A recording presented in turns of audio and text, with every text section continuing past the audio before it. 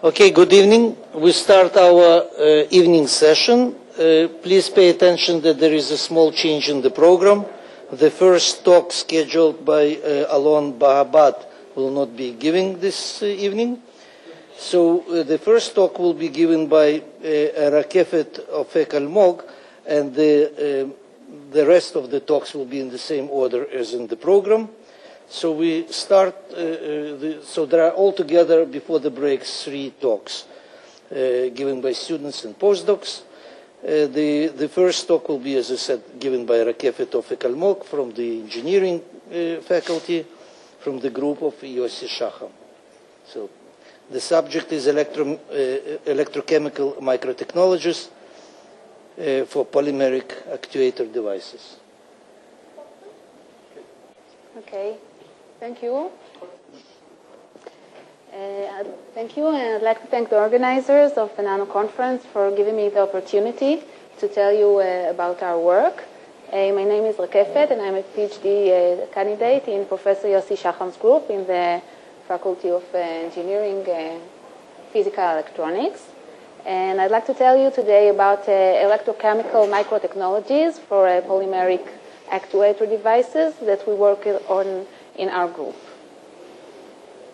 We are in the era of polymers. Devices based on polymers are all around us, on screens, LEDs, organic paper, e-paper devices, on MIA, on flexible substrates, papers, electronic newspapers. They're going to polymer plastic devices. In my talk today, I'll give an introduction about polymeric technologies, an overview of polymer substrates and conductive polymers used in these devices. I'll talk about why to use polymers in MEMS and what are their problems. I'll talk about the research goals of our group and the processes that we use for the different devices, the electrochemical characterization, especially of these conductive polymers, the applications that are very interesting, and they'll summarize. So recently a great deal of research has been devoted to polymeric devices. The polymers can serve as molecular electronics, optical devices, LEDs, in cellular phones. Etch resist, photoresist have always been polymers, in biosensors, in scaffolds for tissue engineering, for growing tissue, and for solar cells and many other applications. Using rigid materials such as silicone for implanting electrodes in tissue or in brain tissue or other tissues can cause acute damage to the tissue in which it's been planted because of the big difference between the toughness of the tissue and the toughness of these rigid electrodes. We can lessen this damage by using materials with lower toughness, such as polymers that are softer and cause much less damage. This is one of the main reasons for using polymers. There are many other ways to use the advantages of polymers over conventional materials, but this was the first reason we started using them. You can see a variety of materials that can be used for substrates and SU8, photodefinable polyimide, PDMS. One of the main differences between metals, for example, and polymers is that there is not one number, for example, the Young modulus. There is a range, and it is both an advantage and a disadvantage. It is a disadvantage because you can buy polymers from different manufacturers and get completely different characters. You expect to get one thing and you get something else. But on the other hand, you can also control the properties. For example, the Young modulus can be controlled by, you can have more cross-linking or less cross-linking, And that's how you can get a softer or tougher material. And in the bottom of the table, there are materials that are more used for conductive polymers. I'll talk about more in the next slides. So the two candidates, the two polymers that we use in most of our devices for substrates are polyimide, that the wafer, the polyimide wafer, we can use it in a very similar technology to the technology that we use with silicon. And the toughness of this polyimide is quite high for a polymer, a few gigapascals. And on the other hand side, you can have the PDMS, which is very, very soft, very low young modulus. So it can be squeezed, which is good for other applications that I'll describe later. And the conductive polymers are very attractive because they offer several advantages over the conventional materials, the conventional conducting materials that are usually metals or semiconductors. They have you can use the different conductivity. You can adjust the conductivity in a very wide range by doping, and you can use a similar chemistry with different kinds of conductive polymers, and it's flexible. These polymers are flexible. The conjugated organic polymers are made of single and double bonds that are alternating, and this is what makes them conducting. I wouldn't go too much detail about that because we don't have enough time. Their advantages are that they are soft and flexible. They can be integrated with nanoparticles. You can add gold nanoparticles, silver nanoparticles inside the polymer, the monomer, before making the polymerization, and dope it and make a very interesting different conductivities materials.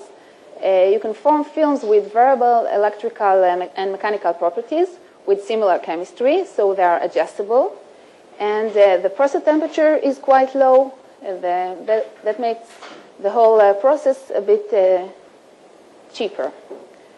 Here you can see the conductive polymers compared to metals, to copper, and you can see that when the polypyrrole or polyaniline, which are the two candidates that we used in our research, are used, when they are doped, the conductivity is quite similar to the conductivity of metals. Not as high, but good enough for our applications. Okay, so why do we want to use polymeric MEMS? There are many reasons. One of them is the shape variability. It's easy to make complex three-dimensional structures with them. They are easy to deform. They can be driven by different driving forces, electrostatic driving, thermal, magnetic. They have very interesting electrical properties. Some of them are insulators. Most of the polymers are insulators, but some of them are conductive. We have electrostrictive polymers, which are piezoelectric polymers, where there is a direct relation between the voltage and the forces. And we can have field effect. We can induce conducting channels in some of the polymers. The optical properties are also very interesting. Some of the polymers are opaque, some of them are transparent. Some of them have different colors, and they absorb in specific wavelengths, and some of them are luminescent. And there are some polymers that are electro-optically active. All these characters can be used in MEMS.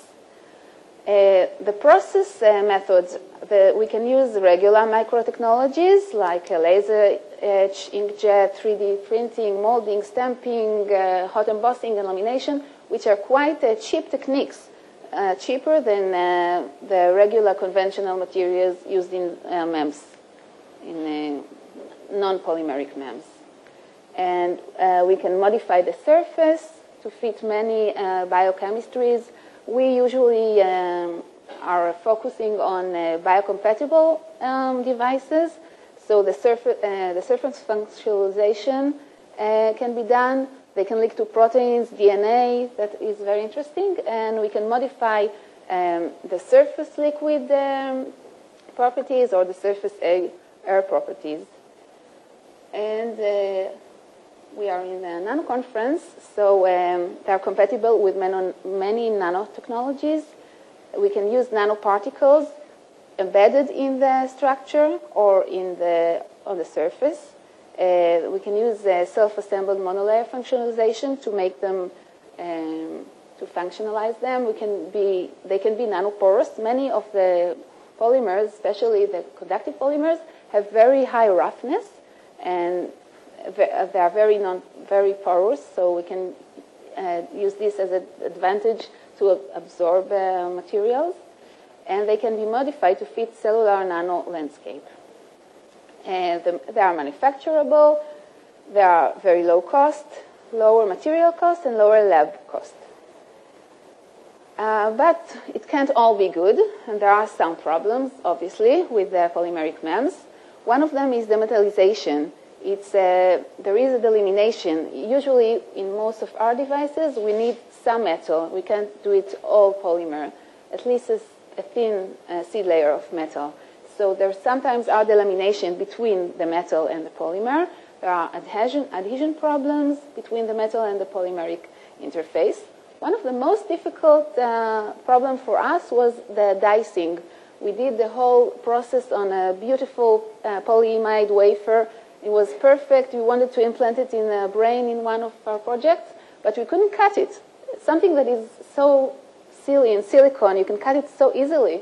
But in a polymer, in most of the laser cuts, when they cut the wafer, it causes too much heat, and it kind of melts the polymer. So this is a very difficult problem, and it requires a specific UV laser cutter that is not, we couldn't find it in Israel, so this is a really big problem. The modeling is non-linear. Most of the polymers are compressible. They are not linear, so the modeling is very difficult. And there are material problems. As I said before, you can get it from one manufacturer with one property, with a specific property, and from another one, completely different material. And it also may be sensitive to the environment. In our research, we wanted to develop the polymeric-based MEMS devices, mostly for medical and healthcare applications, although we can use it for other applications as well. We wanted to integrate both the polymer substrate and a conductive polymer. For electrodes, we use it for both penetrating electrodes and cuff electrodes that I'll tell you about, biochips, and what I'll talk about mostly today is the flexible MEMS devices. And after making the devices, we wanted to optimize the electrical and mechanical properties, how do the fluctuation affect the properties, multiple bending, etc. So this specific. Now I'll go to more detail about the flexible MEMS devices. The process that I want to show you now is for one application, but is quite similar for other applications. First, we took a substrate. It could be silicon or another substrate. It doesn't really matter. We used oxidized silicon. Then we deposit a thin metal seed layer, either gold, copper, or another metal. And then we deposit a polymer that is photodefinable. Here it's SU8. It could also be photodefinable polyimide or PDMS. And then we etch this. And inside the trenches that are made, we did electropolymerization of a conductive layer. This is polypyro. The reason that you see one layer after the other is because the technique that we used is cyclic voltammetry. I don't know if there are many electrochemists here who know this, but I'll show in a minute the graph.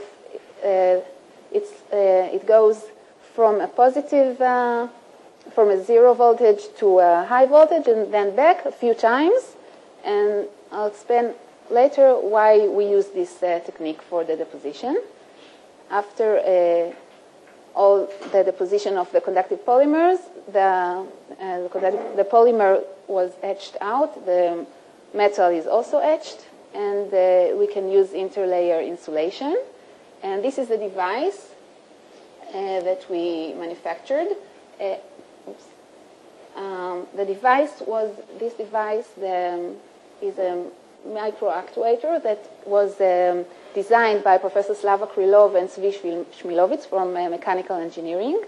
Our part was more the material part, and their part was the actuation and the design. I'll go into more details about the application later, but the point is that on a quite thin metal layer, there is a quite thick conductive polymer, and we can use this for actuation in a specific, by using probes to get to a polymer actuation, which is a conductive polymer actuator, which is a very novel invention. So here you can see the graphs of the cyclic voltammetry. This is the first cycle. You go from 0 to 1.1 and back. This is the fourth and fifth cycle. And you can do as many cycles as you want, and you get a thicker conductive layer every time. When I showed you in the beginning that the conductive polymer has a better conductivity when it's doped. By using this technique, we actually get oxidized polypyrrole, and that's the reason it's a good conductor. If you just use a regular polypyrrole by regular molding, you get semiconductor or even less, almost insulating material. But when each cycle, when you go from 0 to 1.1, you get a layer. When you go back from 1.1 to 0, the current makes the oxidation kind of breaks the links on the surface of the polypyrrole that is molded, and that gives it the conductivity. And this also makes it possible to get quite thick layer of polypyrrole, because in other techniques you get a very thin layer and it's not very good, not a very good conductor. So every cycle gives its a better, higher thickness. We did electropolymerization both on copper and on gold, using different bath composition, and they are both. We can use them both, whichever we prefer. This is how we achieve high thickness. Here you can see only 5 microns thick, but we got higher thicknesses on gold. This is on copper, and it's almost linear. The more cycles you use in cyclic voltammetry, the higher thickness polypyrrole you get. We did the electrochemical characterization of the polypyrrole because we wanted to know, in some applications the polypyrrole is the actuator, but in others we had the device with gold or copper, and we added the polypyrrole to give a higher roughness, to get a better current, because as you can see in this picture, the polypyrrole, I don't know if you can see it really, but supposed to see that it's very rough. So the higher roughness gives a higher higher voltage. So here you can see that the dashed line is the polypyrrole coated working electrode, and this is the regular gold electrode without polypyrrole. And you can see that it's, the current is much higher with the polypyrrole. So we believe that this polypyrrole really increases the current and gives us a higher conductivity. And also this looks a bit like this shape. Looks a little bit like a capacitor, which also is probably because of the high currents. So two applications that I want to tell you about. One of them is a flexible folded cuff electrode, and the other one is the Deformable MEMS Embedded electrode device. The flexible folded cuff electrode is the first one. This device is for handicapped people. It sounds a little bit like science fiction, but it's actually working. People who don't have the hand only have the nerves connected to the hand, but for some reason this part of the hand was cut off. They still experience phantom pains. They feel as if they still have their hand, even though it's not there. And we, in a project of the European community called the Smart Hand, we took part in this project in which they invented a robotic hand that was implanted in one patient. The hand is connected to the nerve, connected to the brain, and his hand was really working. It could do maneuvers like this or like this.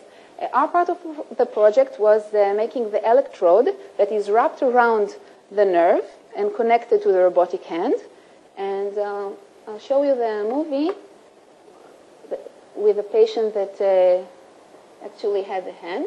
He's holding a ball in his left hand, and the robotic hand is trying to do the same maneuvers that are done by his left hand.